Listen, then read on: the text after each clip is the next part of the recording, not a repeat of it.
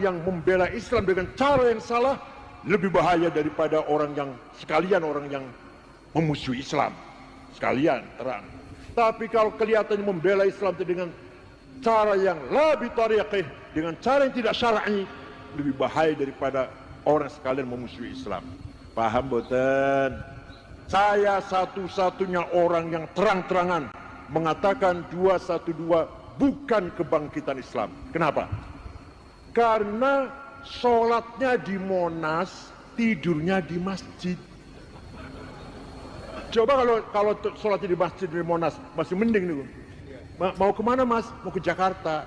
Kenapa? Sholat Jumat di mana? Di Monas. Dan nanti malam tidurnya di mana? Di masjid. Itu kebangkitan Islam itu.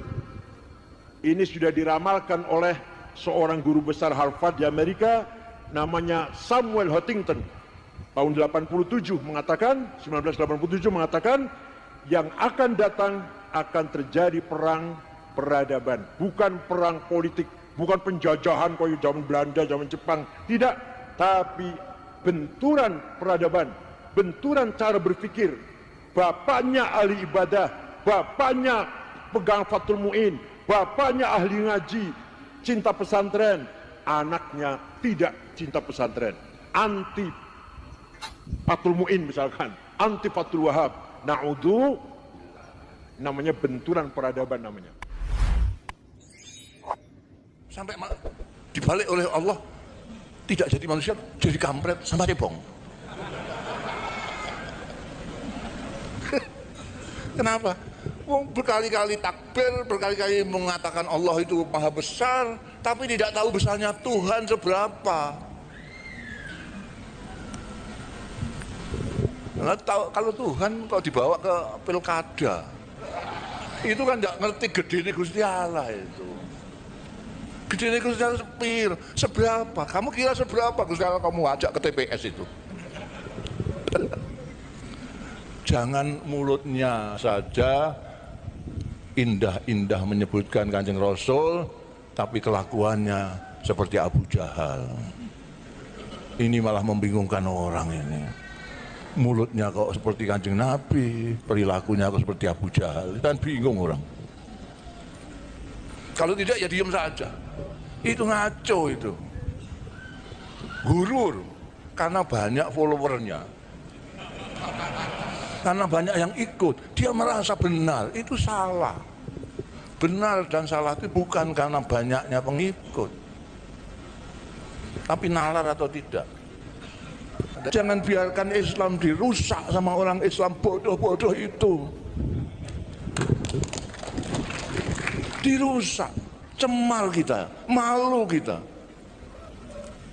Dulu semua orang menghargai Islam karena kiai-kiai kita memang menampilkan Islam dengan tampilan yang indah. Kiai-kiai tidak ngomong saja, bahkan ada kiai yang tidak ngomong, tapi perilakunya yang ngomong. Ya, Kanjeng Nabi yang begitu indah wajahnya, begitu indah perkataannya, begitu fasih pengendikannya semuanya, itu tidak bisa mengimankan Abu Lahab. Kok sekarang malah kamu ajak dengan membentak-bentak, dengan menjahanam-jahanamkan, meneraka-nerakakan, menista-nistakan, membid'ah-bid'ahkan, tambah lari. Tidak usah takut, langsung Quran dan hadis saja. Sini. Hadis yang paling nomor satu hadisnya siapa? Imam Bukhari. Saya juga tahu, mantan ketua umum PBNU masa nggak tahu.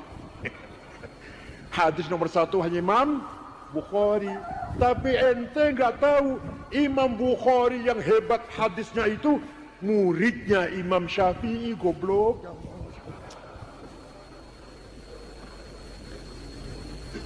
Indah jasa-jasa diantara jasa para ulama dalam rangka membangun peradaban Islam, membangun budaya Islam, kemajuan agama Islam.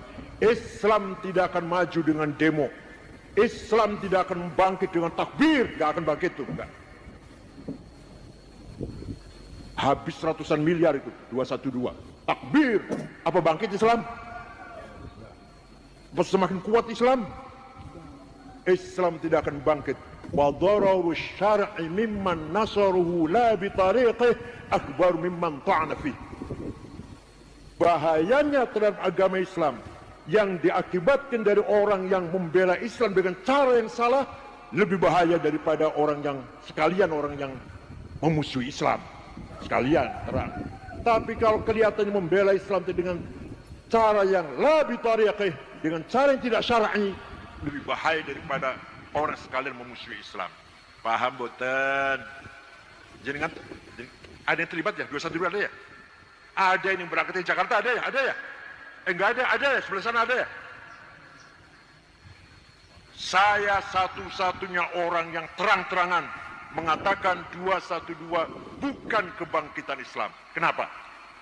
Karena sholatnya di Monas, tidurnya di masjid. Coba kalau sholatnya di masjid di Monas, masih mending nih. Mau kemana mas? Mau ke Jakarta. Kenapa? Sholat Jumat. Di mana? Di Monas. Dan nanti malam tidurnya di mana? Di masjid. Itu kebangkitan Islam itu. Nah, saya satu-satunya orang yang terang-terangan. Barangkali yang berpendapat dengan saya banyak, tapi terang-terangan bisorohah mengatakan bukan Islam. Insya Allah hanya saya yang waktu itu mengatakan demikian. Nah, monggo Islam kita dipelihara, santri semakin semangat belajar. Belum apa-apa kalau baru khatam Alfiyah. Saya dulu ngaji di Kiai Mahrus Ali, bapaknya Kiai Abdul Qafabi Mahrus. Saya ngaji Muhdil Labib, kitab Nahwu yang lumayan sulit, karangan Ibnu Hisham Al-Ansari. Ba'da subuh, ba'da duhur, Uqudul Juman, Sulamul Munawarah, Mantik dan Balaghah. Ba'da asar, Ghayatul Wusul, lumayan angel, usul fiqh. Ba'da maghrib, Fathul Wahhab. Kalau Fathul Wahhab, Kiai Mahrus baca. Tapi kalau Muhnil Labib dan Ghayatul Wusul, saya yang baca, Kiai Mahrus mendengarkan toh. Enak, tipe enakimun lah. Kula sing baca dewe, Kiai Mahrus mendengarkan saja. Tapi kalau Fathul Wahhab, Uqudul Juman, Kiai Mahrus yang baca. Oleh karena itu santri-santri Ploso harus selalu menambah ilmu. Tidak boleh merasa cukup dengan apa yang telah dihasilkan sementara sekarang. Hatam Alfiyah, Hatam Fathul Mu'in belum cukup. Ngoten nggih? Untuk bekal kembali ke masyarakat belum cukup. Di era globalisasi ini akan terjadi, bahkan sudah terjadi, class civilization, benturan budaya. Panjenengan bangga dengan pesantren, anak panjenengan belum tentu. Kita semua bangga dengan Fathul Mu'in, cekelan Fathul Mu'in, anak cucu kita belum tentu. Kita bangga salaman dengan kiai, barokah salaman karo kiai, anak cucu kita belum tentu. Ini namanya sedang terjadi benturan peradaban, sira' bainal hadarat. Apa namanya? Benturan peradaban. Ini sudah diramalkan oleh seorang guru besar Harvard di Amerika, namanya Samuel Huntington. Tahun 1987 mengatakan yang akan datang akan terjadi perang peradaban, bukan perang politik, bukan penjajahan kayak zaman Belanda, zaman Jepang, tidak, tapi benturan peradaban, benturan cara berpikir. Bapaknya ahli ibadah, bapaknya pegang Fathul Mu'in, bapaknya ahli ngaji, cinta pesantren, anaknya tidak cinta pesantren, anti Fathul Mu'in misalkan, anti Fathul Wahhab. Na'udhu, namanya benturan peradaban namanya.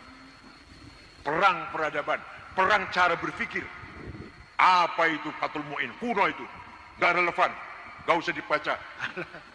Apa itu Fathul Wahhab? Ngabis-ngabisin umur, usia, baca Fathul Wahhab gak ada gunanya.